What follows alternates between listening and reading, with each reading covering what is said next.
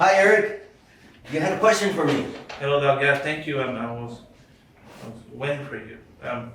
First of all, to thank you for last time visit. The boy with ADHD? The boy with ADHD, he turned out that he did have ADHD. Okay, good. Okay. So He's getting the right treatment.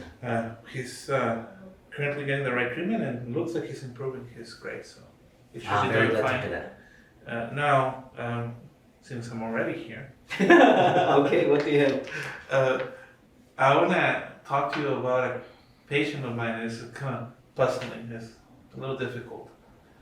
So he's an adult. He's a 33-year-old man.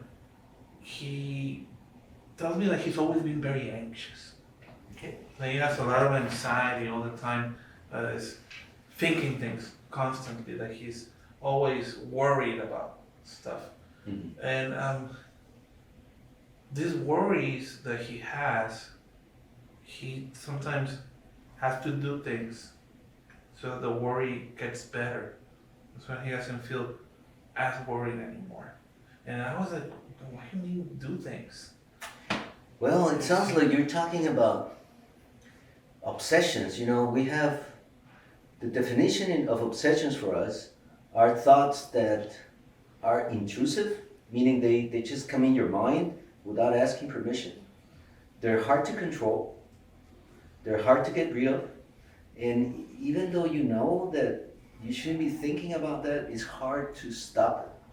So my patient might think that he's anxious, but he might be having this Yeah, thoughts. well, it's depending on how you deal with it, it can cause a lot of anxiety, but it doesn't mean it's an anxiety disorder. It could be an obsessive disorder. And he told me that he has to check the doors in his house 4 times. Wow. And I asked him why 4, and he said because if not, something horrible might happen. Ooh, that very much sounds like an obsession. Oh. He also talked about the windows, his house. He has to check them after he checks the doors, and under his car when he's gonna get in. You know that sometimes obsessions can become so time-consuming that they really impact on people's jobs or family life. That's amazing that you said that, because he has to do the checking of the doors when he's gonna go to bed and when he's leaving to work. And he said that sometimes he's driving away and he thinks about it and he doesn't remember if he did it 4 times, and he has to come back and do it again. And then he's late for work. He's late for work. Oh yeah, I've had I've heard that story from other patients. You know, it's very draining to have this condition because the person usually realizes that it's absurd or exaggerated to be doing what they're doing, but they cannot stop from doing it. So it's not anxiety then. He needs special treatment then for that. Yeah, well, we actually, because of the complete name, Obsessive-Compulsive Disorder, the short name is OCD. And you probably, if you ask the patient, you'll probably find out that he has heard about it. Mm-hmm.